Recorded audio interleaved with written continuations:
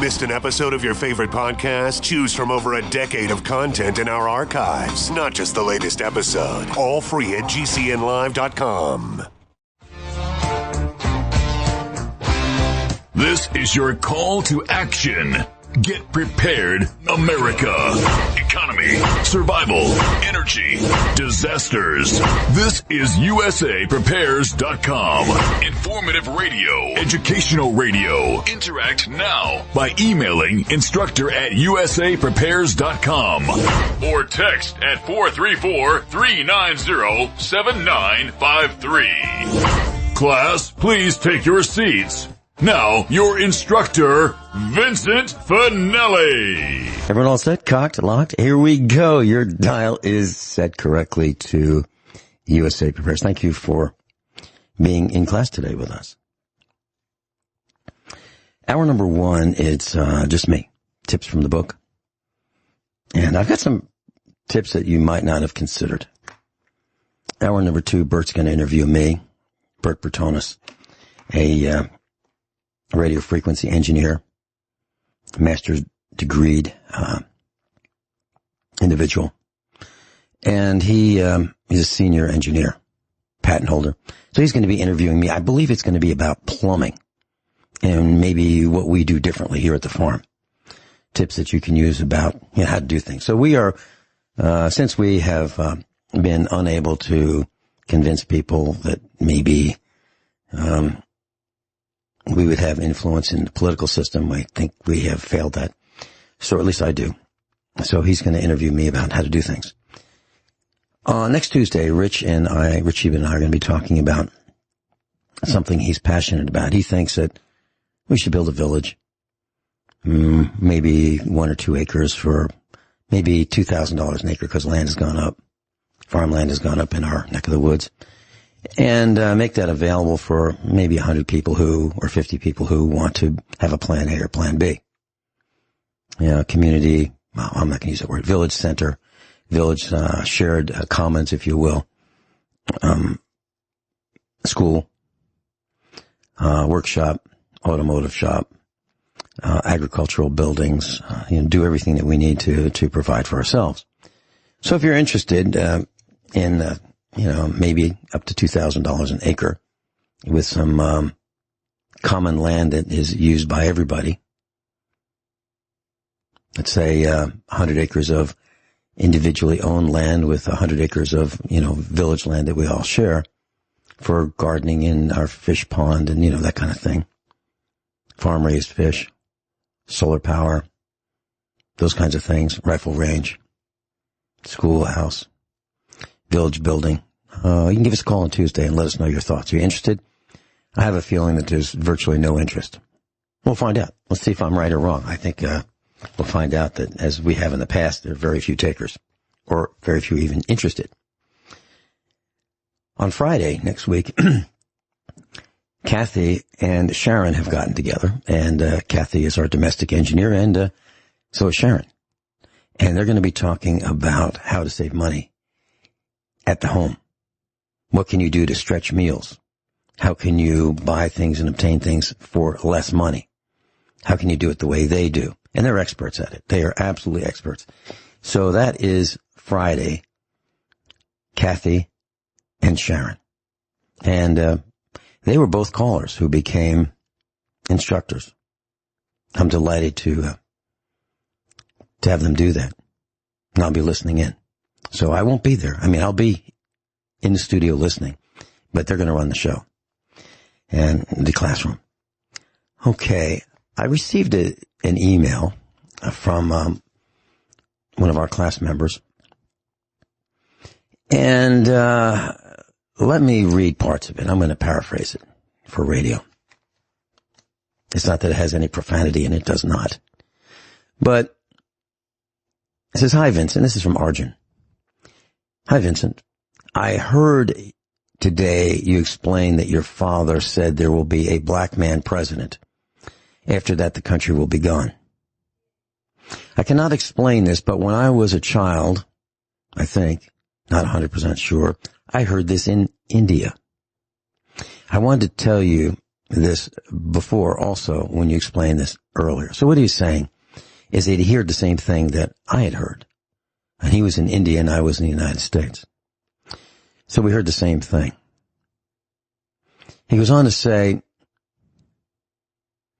he also said that you would not vote. And while I was talking to you over the phone, but I never understood why. I did not vote because you did not vote.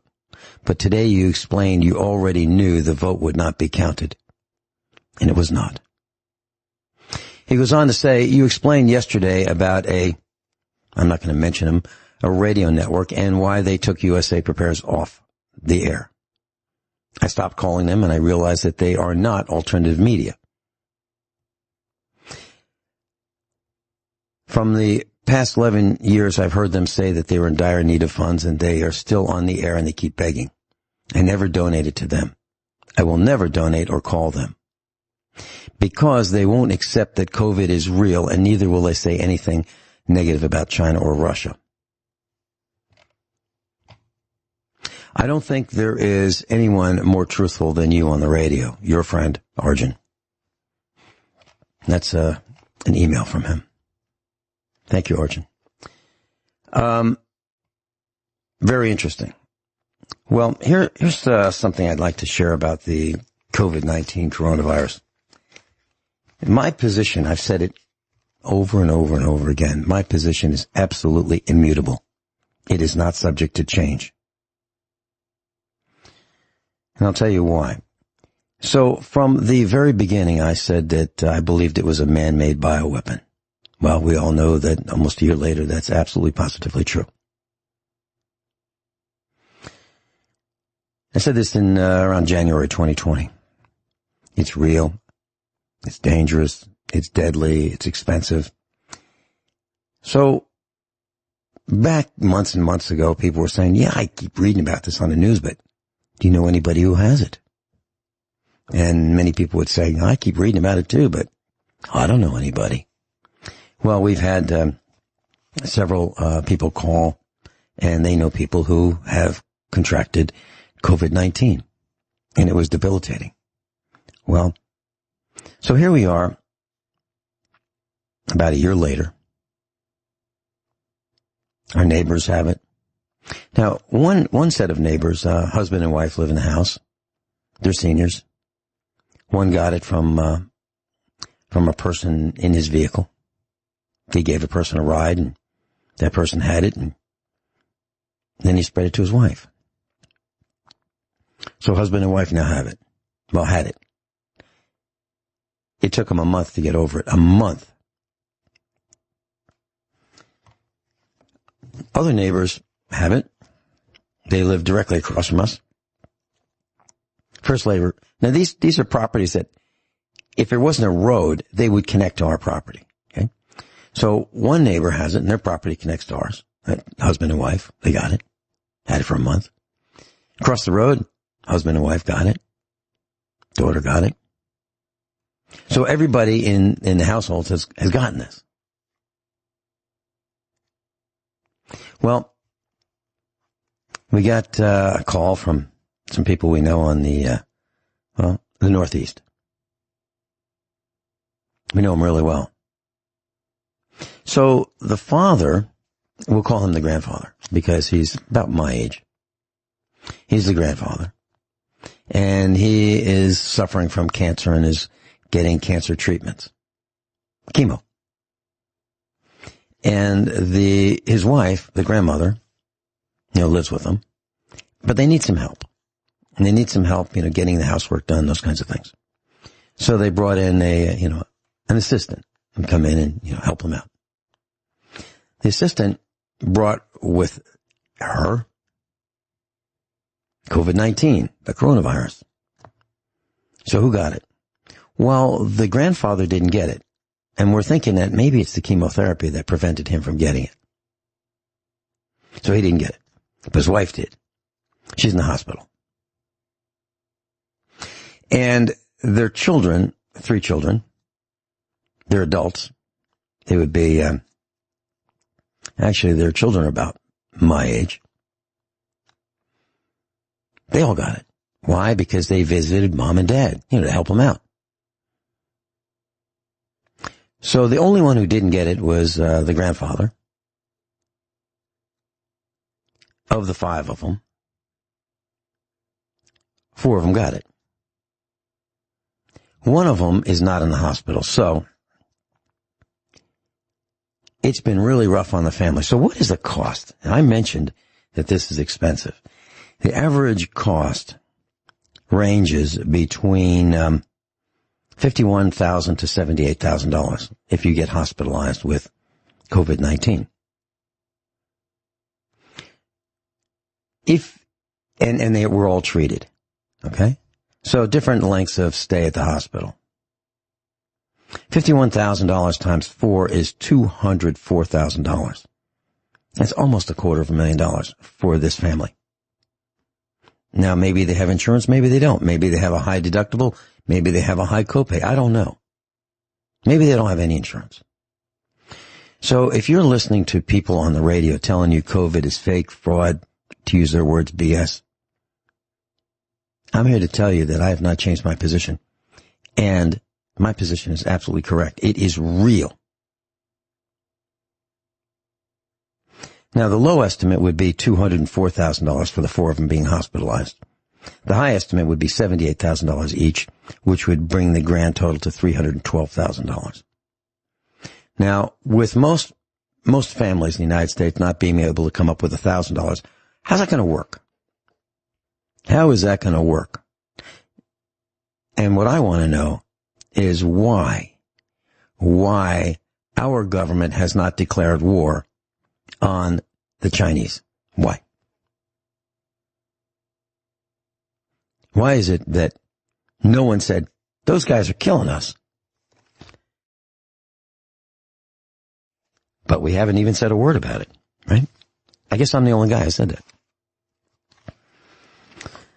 Okay, so here's how I do some things. Here are tips from the book. I really liked, when I was growing up, I liked something called Taylor ham. And it was kind of like a salami, and you could kind of fry it. But my dad, teaching chemistry in school, told me that water is a universal solvent, and there's some bad chemicals in salami and Taylor ham. So we'd cook it in water. We'd cut it into these, slices. It's round. Cut it into slices. And he'd put one cut from the center to the outside so that as you cook it, it would stay flat. He'd boil it in water. And what would happen is the water would absorb the nitrites and the nitrates. Not all of them, but a good percentage of them. And we'd throw out the water and add more water from the tap and do it again. That's how I cooked Taylor ham when I was growing up. And that's it, because my dad taught me that. And of course, you want to discard that water. You don't want to give it to the dogs or cats, animals. I do the same thing with salami. I don't eat salami very often, but sometimes I do. And I boil it in water and get the nitrites and nitrates out. Now, does it taste the same? No. Does it taste more bland? Absolutely. Is it safer? Yes. And what about bacon? Can you do the same thing with bacon? I'll tell you when we get back. I've got a whole bunch of tips. I don't know if I'll get through them all. No, I'm not going to, but we'll be right back. All right, just me for hour number 1. Hour number 2, Bert's going to be interviewing me about, I think, about plumbing. Jeff in Massachusetts, welcome. Good morning, Ben. Hold on. Yeah, Ben. I want to talk about the election and the fraud in the election, and also the national autopsy. Are you sure? Are you?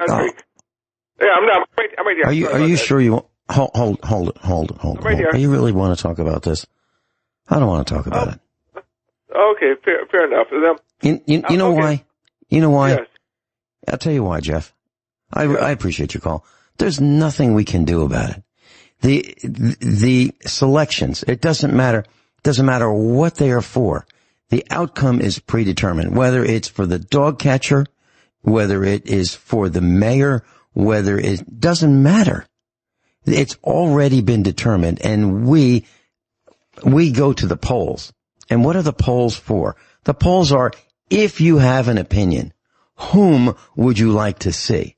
but your opinion is discounted. Would you agree with that? Yeah, oh yes, I agree with that 100%. In fact, it's been a while since I talked to you, and you're right. I'm gonna cut to the chase because we really are finished as a country. I just wanted to make the case for it, but here's what I basically want to say in a nutshell. Since you don't want to talk about any of that stuff, I suggest that Americans get to know an Eastern European or Russian or somebody from a hardcore Islamist country who is not a Muslim, who has immigrated to America, and pick his or her brain and learn about what they went through, because we're going to go through the exact same thing as a country, plain and simple. Okay. I love what you just said. I love it because you're exactly right. But it's not just Muslims. It's all over. I have recommended a television series from the 1960s, Jeff and class. It's called Combat, C-O-M-B-A-T. Vic Morrow, Rick Jason, and it was a really big hit. It ran for 5 years. Oh, wow. And I own the series. Yeah, I own the series. I've watched it several times, and there's so many lessons about fraud, deception, what war is like. It is the best series on anti-war that has ever been produced. It shows the hardships of the GIs. It takes place in France, okay, toward the end of World War II. Yeah, it takes place in France. And it shows the Nazis shelling farms, villages, cities, towns. Oh my God. It shows the despair of the men, women, and children. It shows hunger, starvation, lack of clothing, lack of water, how the Nazis would shoot cows. They would steal chickens. It was the damage that the Nazis inflicted on the world was just staggering. All because one guy, Adolf Hitler, was able to get people to work together for what they believed was the repair of Germany after World War II. After World War I. Okay, that's what the Germans believed that. So they were willing to all fall in line. And it's just like these Trump followers. When they would have these flotillas and they would have these banners and right or wrong, he's my guy. Well, that's what they did. That's what they did in World War II with Adolf Hitler. Now, I'm not suggesting that former President Donald Trump is Adolf Hitler. I'm not suggesting that. But what I am saying is that they both have had fanatics and followers, blind followers. And I wouldn't do it. I would not vote for Donald Trump, and I certainly wouldn't vote for the sleepy guy. I wouldn't do it. So I didn't vote. I did not vote because my vote doesn't count. It doesn't count for anything. Jeff, I ran for the board of directors for the electric cooperative 4 out of 5 years. I was beaten probably worse than any candidate they've ever had. I was beaten by a guy who got up on stage, and I'm paraphrasing. They'd only give you 2 minutes. You have to make your case for why you should be on the board of directors in front of the entire assembled membership, whoever shows up to vote. You make your case. You got 2 minutes. You can't do it. So this guy who I'm running against says, hi, I'm from here. My mama's from here. My dad is from here. I was born right up there on the corner. I'm from here. Vote for me. Appreciate it. Thank you very much. And he blew my doors off. Oh, that's terrible. It happened 4 out of 4 times that I ran. I ran 4 times in 5 years. We'll be right back. Please stay with us. Well, I didn't hang up. We lost our student, Jeff. But the point I'm trying to make is that I don't believe my vote counts. I don't believe anybody's vote counts unless, it's done in the back room. So I'm not going to waste my time. And so back to bacon. How do I cook bacon? The same way as salami. I put the bacon in a pan of water. I boil it. And I pour off the water and I do it again. And I don't pour the water down the straight sink because we have a septic system and it'll help clog it up quicker. So I take it outside and I pour it out on either on the grass where the cows aren't going to eat it, or I pour it in the gravel driveway where the sun will help volatilize it. But animals kind of like it. The dogs would like to lick the driveway because they would think it tastes good. And then after I boil the nitrates and nitrites out as best I can, then I'll cook it in a pan. And there's a cast iron pan that I bought. I really like it. And it's made by Lodge. Now, Lodge was not the best of the cast iron companies, but it's pretty much the only survivor. And their cast iron isn't quite as good, but it's all right. They have I believe it's about 10.5 inches square. Now, they sell lots of them for less than $30 that have these ribs in them. That's not the one to get. You want the one without the ribs. The ribs make a miserable job of cleaning the pans, and they don't cook as well as the pans without the ribs. Okay? So they make the same size with ribs and without ribs. And you can also get a bacon press. It's this cast iron part with a cast iron handle. It's all cast iron, and it will press the bacon down on the pan, and it works great. The problem is that the non-ribbed Lodge brand cast iron skillet, I guess you might call it, is more expensive without the ribs as with the ribs. But I would get the one without the ribs. We have both of them, and I don't use the one anymore with the ribs because it's miserable to clean. It doesn't work as well. It does not cook bacon as well. Jeff, I see you're back. It's good to see you. Yeah. Back on the call screen. Yeah, thank you very much. I'll tell you what happened. Well, there was a commercial, a robocall came in. There was a call from one of my friends or work or whatever. So I answered the phone, and then I got off, and then a glitch happened. But let me tell you. Well, I'd like to comment on that. That happens to me too. I might be on the phone talking with someone, and a call comes in. Now, what is to make us think that the call that comes in is more important than the call we're on? So I have a position, and that position is, unless I recognize it as a family member, it's not as important as the call I'm on. So I don't say I got to go unless I see it's one of our children who happens to be traveling or was, that kind of a thing. Unless it's someone I know that might have an emergency, I am not going to interrupt the call I'm on for the next call because of these parasites who call, and especially the ones that say, we're from the police and, they have families and we need your money. I'm certainly not going to give to them. Vince, you got a brilliant point there, and I didn't recognize who was calling and so forth, so I figured I answered it in case it was for me or for my roommate or something like that. So anyways, I'm going to get back to my main subject, which is why we are in the pickle that we are in as a country and some of the solutions. I pointed to one of the solutions, which is to get to know somebody from a communist or a Muslim country who knows what it's like to live there. That way there, we get an insight of what we're going to go through, because Americans don't have a clue about this stuff, and we're going to get all kinds of misinformation, propaganda, everything like that, because the general public does not want to educate themselves. Now, I'm going to go back to the root of why we are in where we're in, because you are right. Our vote does not count. And if you go back to 1950s America, I didn't live in 1950s America. I'm 50 years old right now. But if you go back to 1950s America, there was one man who gave the warning, Joseph McCarthy.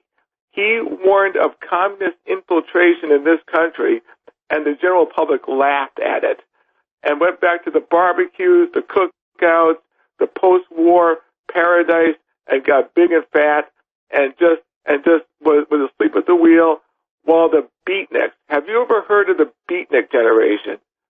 Absolutely. Maynard G. Krebs was the poster boy for the beatnik generation. I want to make a comment on what you just said. Yes. When I lived in Virginia, I used to listen to the local 1340 type AM radio station. That's local radio, AM 1340 on the dial is the village radio frequency. And there are probably 1,000 or more of them across the United States, 1340 AM. They're 1,000 watts maximum. So I was listening to the radio and I heard an interview with these two guys who came from the former Soviet Union. They came from Russia, and they were over here in America to kind of learn what we're all about.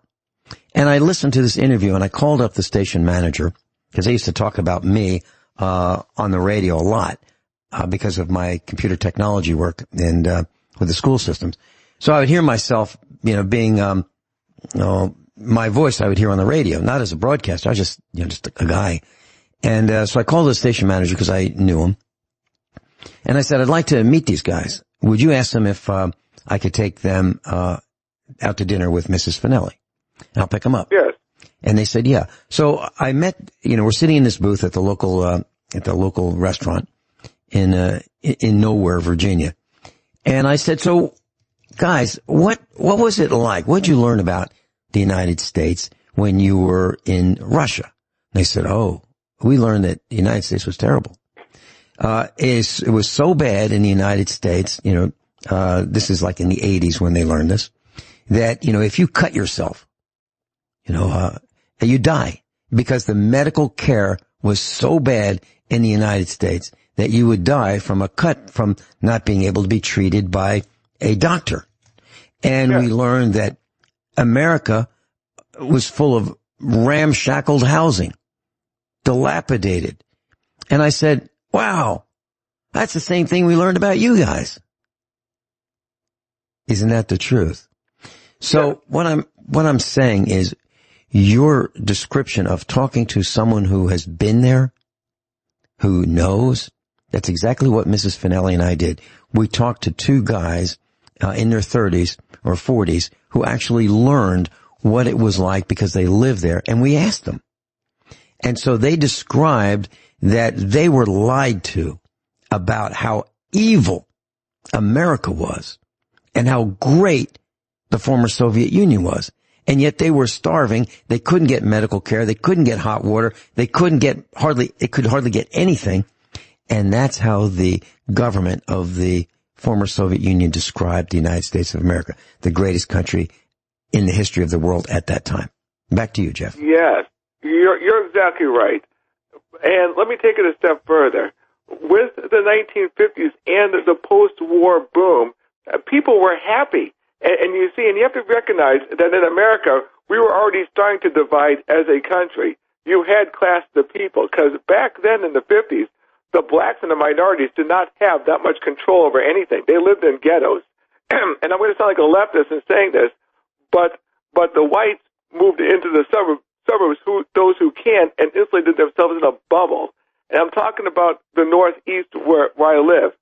And because they insulated themselves in a bubble and voted Democrat and wanted to keep their bacon and their money and their happiness and did not keep their eye on the ball, the snakes of the beatniks and their communist cohorts.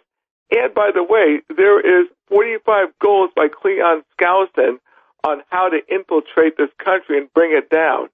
And also, Yuri Bezmenov has a video on 4 stages of infiltration and destruction of a country as exhibit A and B of what I'm talking about. You see, the Soviets have won. The communists have won. We are now destroyed as a country. You guys in talk radio are living on borrowed time. I suggest right now the general public start to educate themselves in communism and Leninism and radical Islam and all the other isms, because we're going into it. And Jeff, let me stop you right there. Let me stop you right there. Okay, you guys, I believe you use the term you guys in talk radio. Are there any broadcasters who do what USA Prepares does? Are we different, or are we the same as everybody else? Oh, you're different. I mean, and that's why I like your show, because you're different and there's alternate differences. But when the hammer of communism starts coming down on talk radio, they're going to squelch all dissent until all you have is homogenized official government radio with the official government line. In other words, the American people will not be able to move up in the world unless they kiss the boots of the communist dictators. You won't be able to get anywhere. You will be poor as a church mouse unless you toe the government line. We already are. And we already are. Piss them off, yeah. We already are. Jeff, I don't like that word that expression that you used What's that? Just now. So let's not use that anymore. I'm sorry. But so here's my my way of thinking. I have said on the air, what would the king do? What would the king do? So if you look at things that are happening, you look at them through the eyes of the king. Now, whether there's a king or not, when Donald Trump was CEO of the United States of America, I would look at what would he do, okay? With Joe Biden, what would he do? With the Queen of England, what would she do? They all have something in common. They do not want to relinquish any power and any control. But it's not just them. It's the governors as a king. What would the governor want to do? What would the mayor want to do? What would the dog catcher want to do? They all want to preserve and defend their way of life at all costs. At all costs. That is true. So even that's before yes. Even before that's how I look at it. Even before the concept of communism, there was feudalism. Way back to where the king was God. The king had ultimate authority of death and life. You could not hunt in the king's forest. Why do you think our founding fathers had the Constitution? Because they already went through this garbage back in medieval England. Why do you think you had the Magna Carta? Because the nobles of medieval England already went through a dictatorship under, and correct me if I'm wrong, King Richard the Lionhearted, and so forth. And when you look at the story of Robin Hood, that's based on a real person, and it's not like you see in the movies. So you see, this kind of stuff has been going on all throughout history, whatever name you call it. Yeah, you're right. Jeff, in Massachusetts, you are absolutely right. And there's an old expression. There's nothing new under the sun. It's the same old stuff, different players, different people, different subjects, different people being duped, and different people controlling us at the muzzle of a gun. Jeff, I've got to run. Thank you so much for your call. So it's just me in the studio right now and a couple of Colts. And they don't have legs. They just have, they're made out of blued steel. So, cooking ham. Same thing as cooking bacon. Same thing as cooking salami. And we boil it. And why? To get the nitrites and nitrites out. Why do we do that? Because they cause cancer. That's why. So I would say that if you have that great flavorful ham, because of the nitrites and nitrates, that's what makes it taste so good. You are poisoning yourself. So what we do is we boil it first. That's ham, bacon, salami. Okay. And you can too. And then you can cook it. Now, it won't taste as well. It won't taste as good. And, if you have people over, who does that anymore? But if you did, they'd say, this isn't so flavorful. That's exactly correct. It's not as flavorful. All right, so we're working on a 2011 General Motors 1500 truck. It's like the Chevy truck, 1500, half ton. And it had some codes. You may think that, I don't want to listen to this because, it'll get a little bit technical. But you're going to learn something in just within the next 2 minutes. 2011 General Motors 1500 half-ton pickup truck. It had a code that was called a P2119. And that code, the description of that code is throttle closed position performance. Throttle closed position performance. Had another code, P2135. Throttle position sensor 1 to 2 correlation. Error. Had another code, C0242. C0242. PCM indicated TCS malfunction. PCM is the power train control module. That's a computer. The TCS is the traction control system. computer. So the C0242 error indicated there was a malfunction in the powertrain control computer and the traction control computer and or the associated sensors. Now, what did we do? If you brought that to a dealer, oh man, that sounds pretty serious. A couple computers are involved, throttle position sensor, maybe the mass airflow sensor. Well, that's a big deal, right? Well, here's what happened. The symptoms were the StabiliTrak light came on saying that the traction is not working right. The traction, it's a four-wheel drive vehicle. There's a problem with the traction. That sounds pretty serious. It went into limp mode, so reduced engine power, and the truck could hardly go forward. The check engine light came on, and the ABS, that's the braking system light, came on intermittently.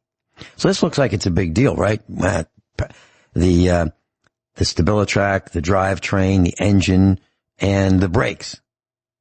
So what was it? Well, what's happened with General Motors V8 engines that we've seen is they obviously got some accountants involved in the engine design. And the accountants, I think, said, we don't need to have positive crankcase ventilation. We can just have a couple little holes drilled in a piece of pipe, little tiny holes the size of a number 2 pencil lead, and that will ventilate the crankcase and it'll pull out the moisture. Well, the vehicles that we're seeing now have lots of moisture in the oil because the crankcase is not being ventilated properly because those two little holes that the accountants have put in this piece of pipe get clogged. And there's a back pressure that pushes oil vapor and moisture into the air intake system, the plumbing after the air cleaner, but before the throttle body. And it sits there and it confuses the throttle position sensor. And the car won't run or the truck won't run. It goes into limp mode. You pull it off to the side of the road and call a tow truck. So what is the fix? Well, you take a paper towel and you wipe out this oily goo that sits in your air intake system. And it's real easy. You can get to it with a screwdriver. It's on top of the engine. It's that, maybe 2.5-inch diameter, 3-inch diameter piece of flexible rubber hose between the air cleaner, the air mass sensor, and the mass air sensor and the throttle body. And you just clean out the oil, wipe it out, and put it back together, and everything's good. So why does this happen? Well, I believe it's for 2 reasons. One, I believe the engine oil is substandard now, and it does not clean. It does not have the detergent in it that it used to.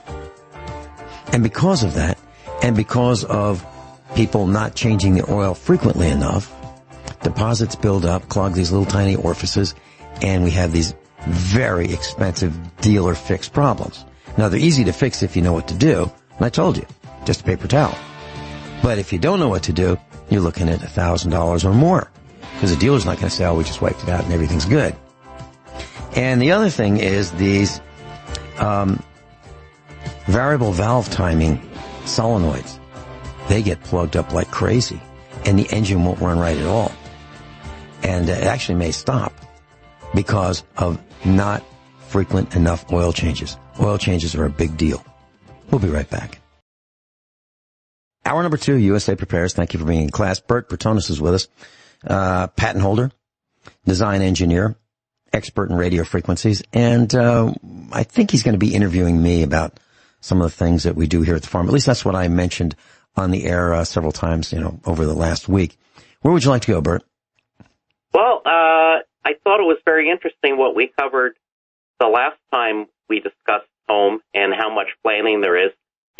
We mentioned all the wiring going on through the house, and a lot of people didn't realize we covered like 8 different cables, your power line, phone line, Ethernet, coax, doorbell, low voltage, alarm sensors, even weather station. You covered a lot of those at the end of the list there with the multi-conductor cable, but pretty amazing. But we didn't even cover plumbing and PVC piping. So let's briefly cover how many different water lines, vacuum lines, different other work that you'd put in to do the piping in the early stages of planning and construction. Okay.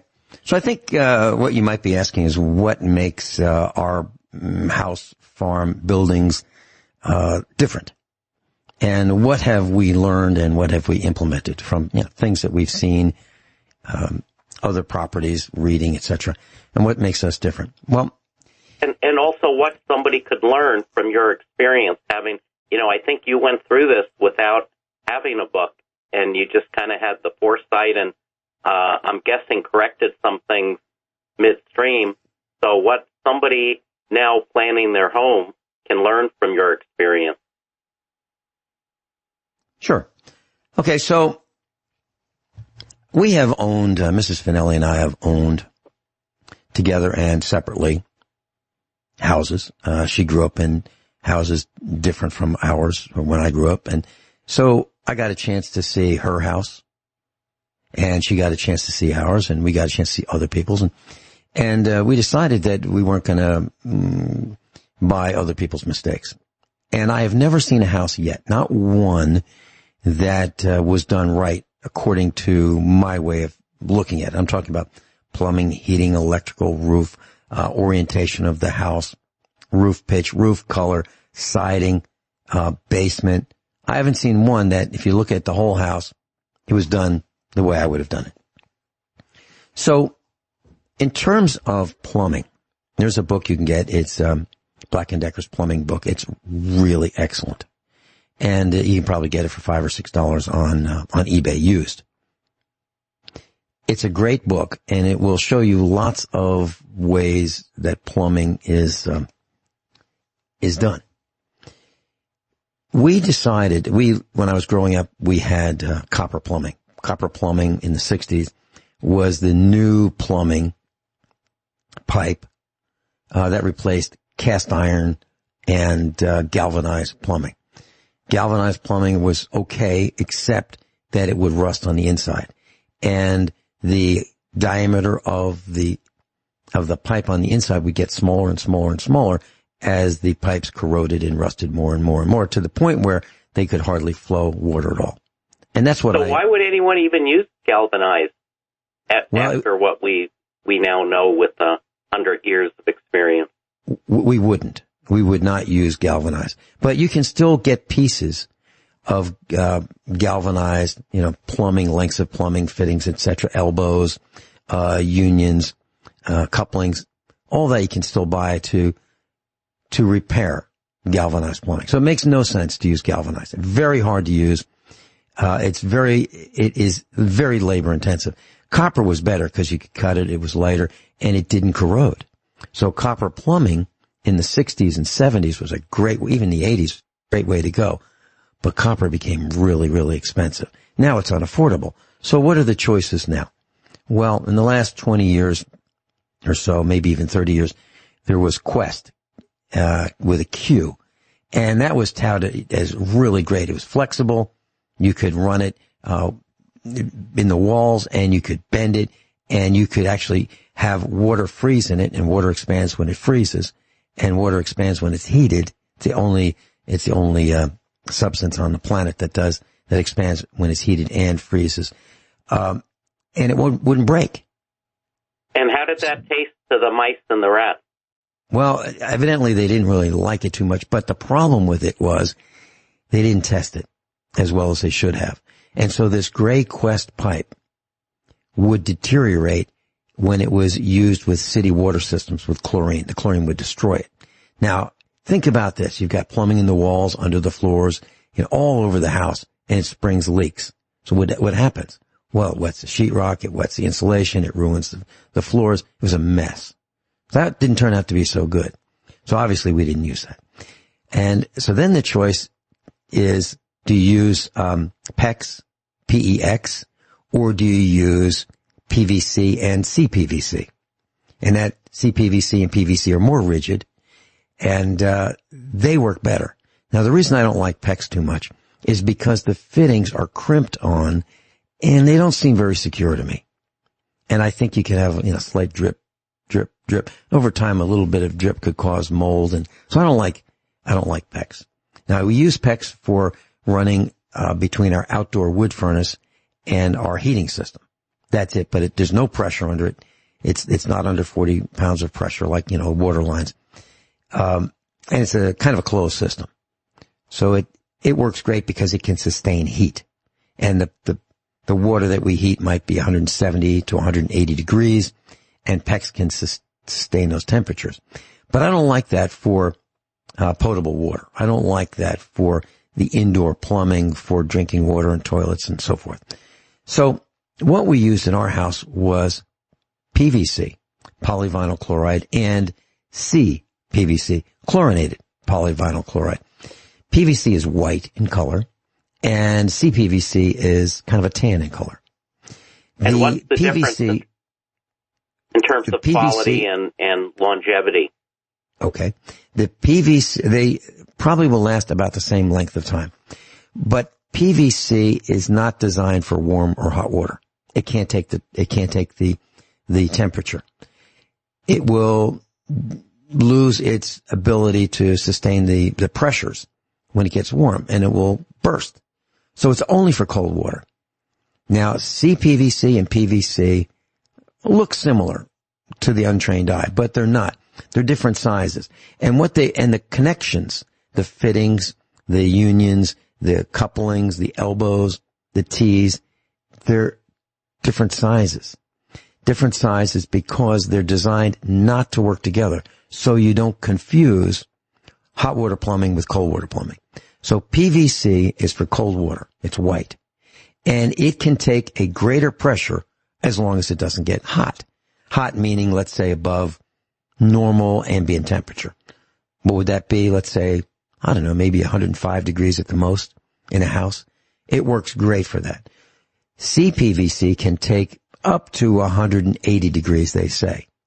But the diameter is smaller, and the pressure that it can sustain is lower, and it costs more. Would you say most homes have slightly lower pressure on the hot water, only because it has to go through your hot water heater? That's a really good point that you bring up. The answer is yes and no.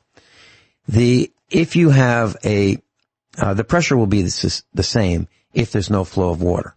If there's a flow of water, then the pressure can change. But here's the interesting point. When we talk about the flow of water, if you look at the inside of CPVC, that's the tan-colored hot water plumbing pipe, there are a couple different grades. There's one that looks like it's bumpy on the inside, and the higher grade is smooth. Now, you remember probably cobblestone roads. Cobblestones were they're also called Belgian blocks. They are these granite blocks that are the size of a loaf of bread. A short loaf of bread. And they built roads with them. And they lasted a really long time, almost indefinitely. But the problem was, between the blocks, there were bumps or depressions. And you couldn't go very fast because of all these bumps. So it's like driving on speed bumps. And it was a great road surface for longevity, but not for smooth travel. Well, on the inside of CPVC plumbing, the cheaper grades are bumpy like that, and there's more restriction to the water flow. Now, you can save, a few % by buying the cheap stuff, but in the long run, it won't flow as much water. And CPVC, the hot water plumbing pipe, is a smaller diameter anyway than the cold water. So it can be a double whammy by using CPVC for cold water, and you can, but it doesn't flow as much. And some of it's bumpy on the inside. So if you're going to buy some, I suggest you look at it and see the different grades for yourself and decide if you can endure a slower volume of water and ultimately lower pressure. So then the bumps on the inside, is that intentional to slow the water down, or is that just sort of effect of low-cost manufacturing? Lower cost manufacturing. So it costs more to make that smooth surface on the inside of the pipe. They have to make it on the outside because then the fittings won't seal properly when you cement them together. But on the inside, faster processes, lower quality, cheaper manufacturing, more bumps, more restriction in the water flow. But here's the interesting thing. Plumbers generally like to use only CPVC. Now, why is that?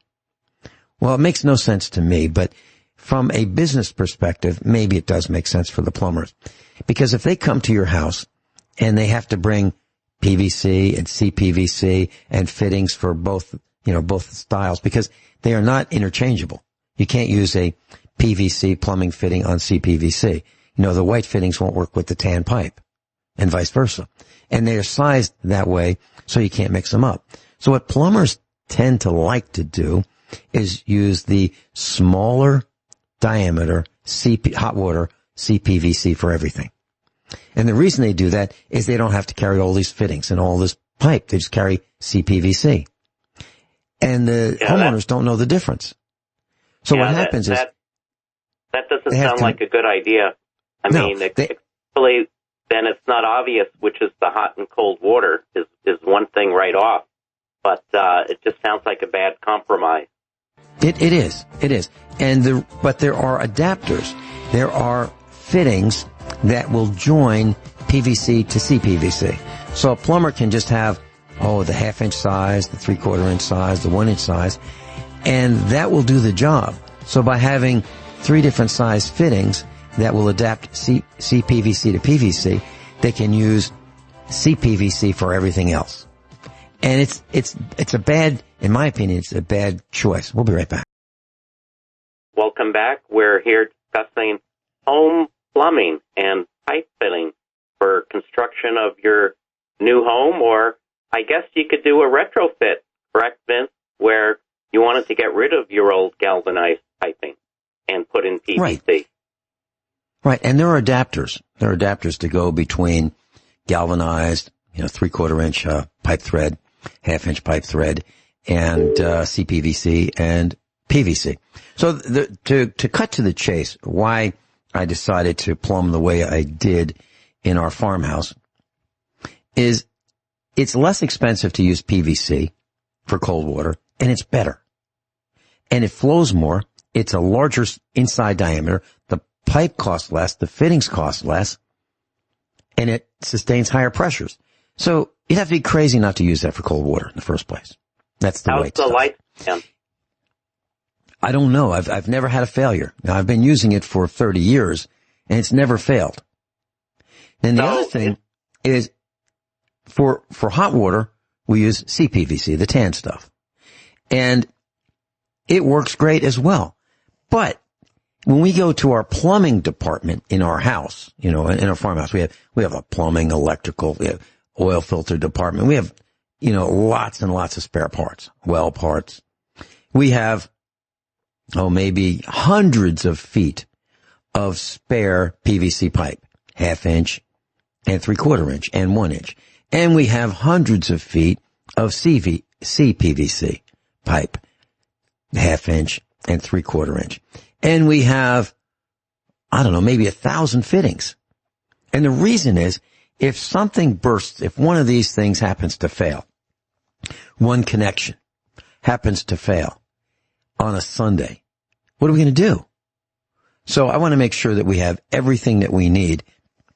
And when you buy them, these fittings, you can buy 10 packs of pipe, PVC and CPVC. It costs less than buying an individual stick. The same thing with the fittings, the elbows, the T's, etc. It costs less if you buy them in the 10-pack. They call them contractor packs. And so that's what we do. And if you decide that you want to call your place a farm, it's all tax exempt. So you need to buy a farm. And then you can get all these, spare parts for your farm. And I challenge the IRS. You want to give me a hard time? Let's see who wins. Let's see who wins, because those plumbing parts that I bought are for the farm. And I challenge the IRS to prove otherwise. They can't, because they are for the farm. It's a bona fide tax deduction / expense for the farm. That's what it is. So far, everything seems to be in favor of PVC. I can throw one thing out there, though. How about shear strength in terms of, say, an earthquake or some type of extraneous impact? I would guess copper would win out there. Well, copper can bend. You can literally bend it, deform it, and you can't put it back together, the way it was. You can't straighten it out and have it perfect. Maybe copper with sweated, lead soldered connections, tin lead soldered connections would be better. But lead is considered to be pretty toxic. So now soldered connections are not 60-40 lead or 50-50 lead and tin anymore. They used to be. Now it's pretty much lead, they call it lead free, but it's really hard to use. It takes a different temperature, better technique. The average guy would have a tough time with the new solder. So the best choice, I believe, is going to be PVC for cold water plumbing and CPVC for hot water plumbing. But if a person were to use PEX, that stuff is, semi-flexible, comes on a roll. You unroll it, but I don't like it. I really don't like it. I just don't like the way the crimp on fittings work. They are barbed, and you just put a crimp connector with a special pair of pliers, and you tighten it up, and that's it. It's not cemented. It's not soldered. It's just a mechanical connection that I think is temporary. And I have a feeling that these PEX installations that are under pressure, like city water pressure or well water pressure, I think people are going to be disappointed with them over time. It might be 20 years, but I think they're going to leak. Hey, class, if you have an opinion about this kind of broadcasting, this way we're doing teaching with Bert and Kathy, interviewing me about topics that I'm sharing. If you have any comments, positive or negative, I'd love to hear them. And just send them to instructor, INSTRUCTOR @USAprepares.com. Instructor @USAPREPARES.com. Bert, I have a comment, and also a point of view I'd like to share about this plumbing topic. Sure. When we moved into a home that was built by a builder in Virginia, this guy was the number one considered best in class builder in that village. And he sold us his own residence. So you would think that it would be top of the line. And from aesthetic point of view, it was quite magnificent. The attention to detail, pecan floors in the dining room, hickory cabinets in the kitchen, dental type molding around the perimeter of the house. And it was considered a Southern colonial.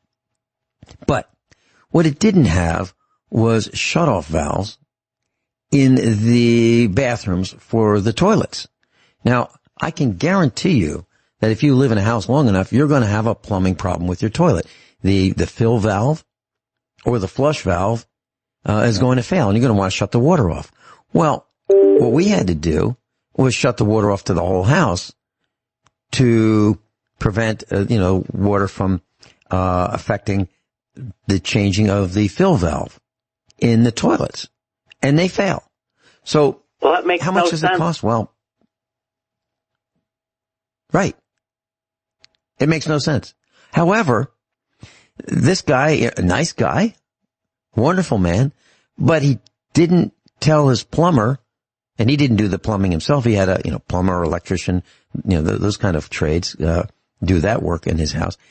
But the plumber didn't put a shutoff valve. Now, how much did a shutoff valve cost at that time? I'm thinking about $2. So $2 times 3 bathrooms, let's say, that's $6. Plus, a little labor, extra labor to install the shutoff valves. Well, you can install them with PVC. It costs about the same amount today. And what we did in our house was we transitioned. We used 1/2-inch PVC pipe for connections into the toilets, and then we used a brass shutoff valve. So we transitioned from that leads to an interesting question. There probably is no thing such as a PVC shutoff valve. Well, there is, and there are 2 types. And they would both be ugly in you know, because you could see them under the toilet tank. You could see them coming up from the floor, out from the wall. There are two types. There is one that has a traditional, like an outside faucet would have one of those knobs that you turn and turn and turn, which has a washer. There's that kind. And they have restriction. They're not so good. So it will reduce the flow of water. There's another kind called a ball valve, and it will turn 90 degrees. So there's a handle that's kind of like a straight handle, and it's either turned full on or full off most of the time. Okay. Well, those are way better in terms of flow, but they're ugly. So what we did, I didn't like that. So I didn't like that appearance, and I didn't like the construction at the time. That's 15 years ago. I decided to use brass, chrome-plated brass, shutoff valves for the toilets. And they work great. And, you know, have we ever had to shut off the water to the toilet? Yeah. Yeah, in 15 years we have. Sometimes I want to shut the water off, and I want to clean the lime out of the tank. And we have three kinds of water in our, four kinds. We have unfiltered water. That goes to outside faucets. Then we have filtered water, which just has a 5-micron filter for all of the water that then goes into the water softener. And then from the water softener, it goes into the hot water heater and the cold water plumbing. So we have unfiltered water, we have filtered water, we have soft water, and we have, actually hard water. So our toilets, we have hard water going to them. Why? Because why would we want to flush our toilet with soft water? Why spend the extra money for the salt, for the toilets? Just going to flush it. So we have different water plumbing systems for different reasons. But if you hire a plumber to plumb your house and you're building a new house and you say you want a water softener, there's no way that plumber would say, hey, Mr. or Mrs. homeowner, would you like just hard water to go to your toilets? They would never say that because they wouldn't think of that because it's too hard, because you have to run separate plumbing. But that's what we have. And that's what makes our house different, because we were thinking of the long run rather than the short run. Plumbers and electricians are thinking of the short run. What's easy? What's the easiest? How can I get in and out, and I'll just pass the bill on to the customer? That's what they do. They don't think about the best way. They think about the fastest, easiest way. Bert, back to you. Any comments? A question just came in. Do you use the same cement for the different types of PVC? And do you use a primer or the all-in-one cement with primer included? Okay, here's what I do. I do not use the all-in-one because I don't think it's as good. And I don't use the universal cement either.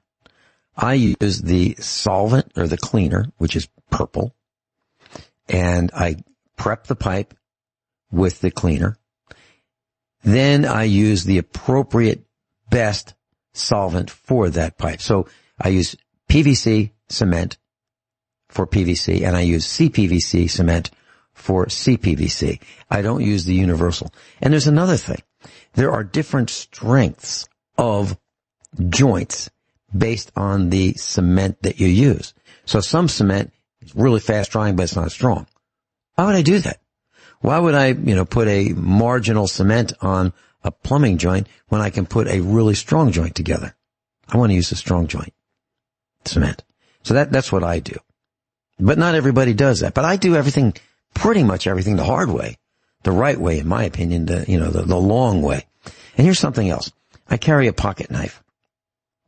And when I cut a piece of PVC or CPVC plumbing, I put a radius on the inside of that end of the pipe so that when water flows through it, it doesn't hit a sharp edge and cause turbulence and cavitation.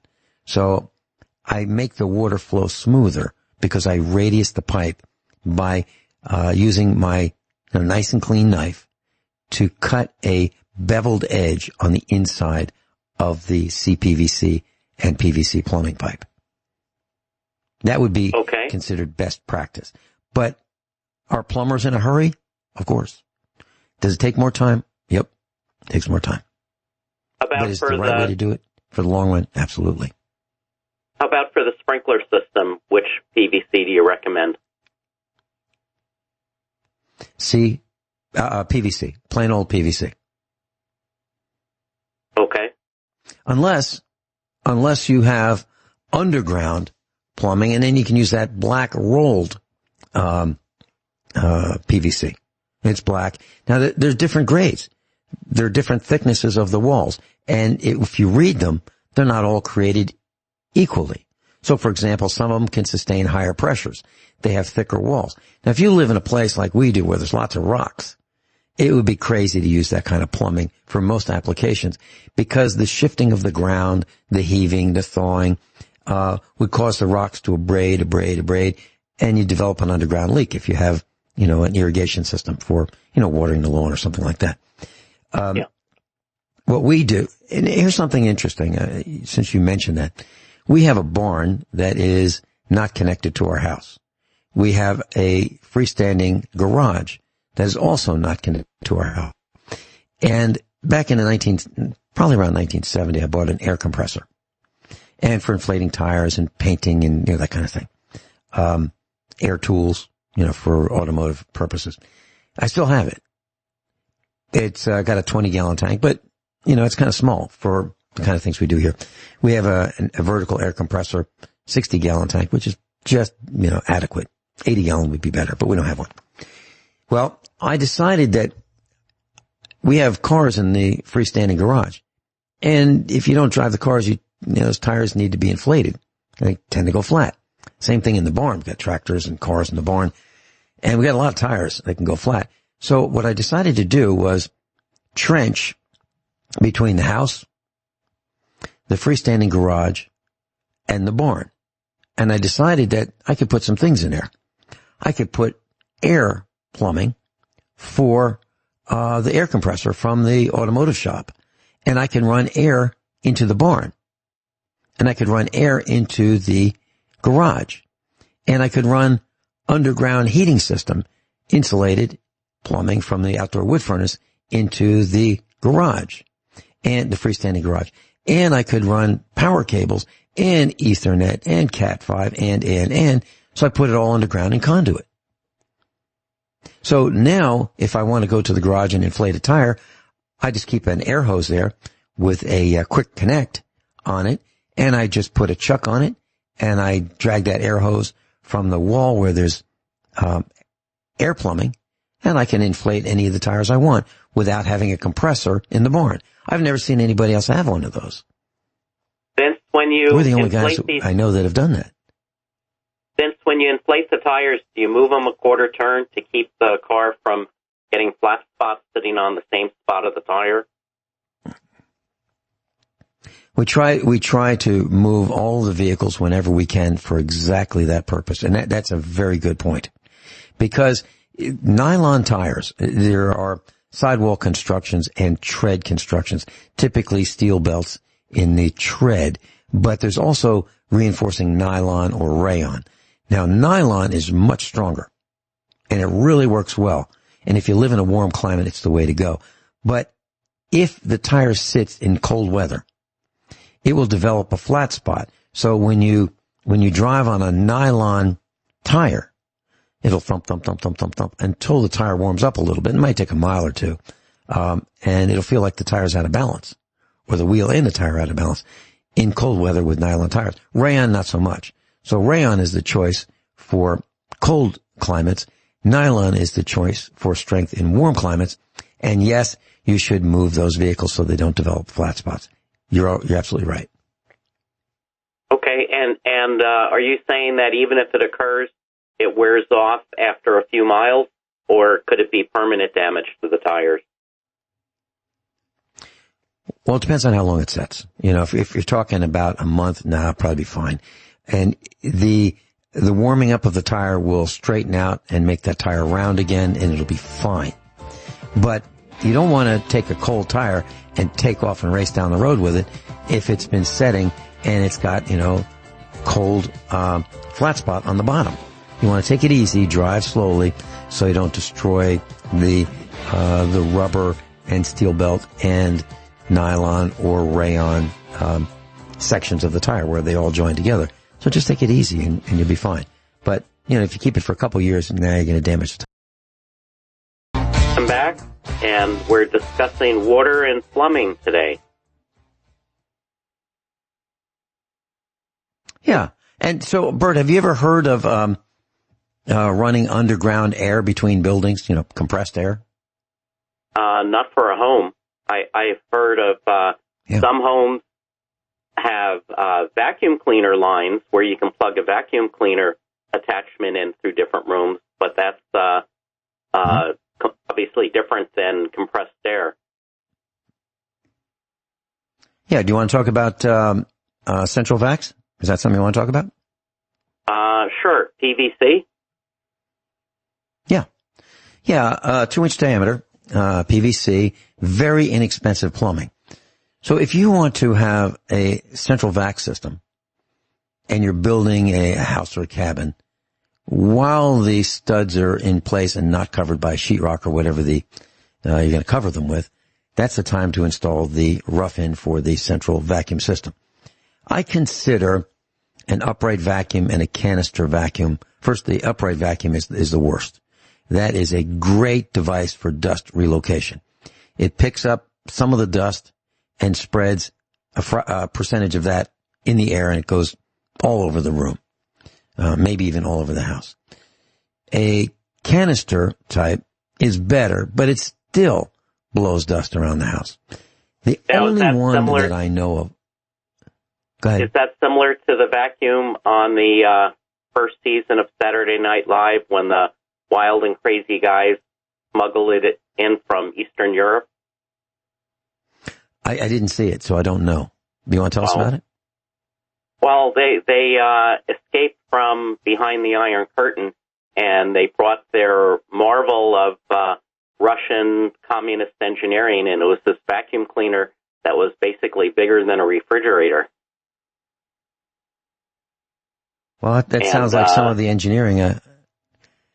I saw one of their spacecraft, and it was really impressive in terms of, it was like a tank. Obviously tank. It made no sense. Hey, Vince, right. You mentioned water real quick.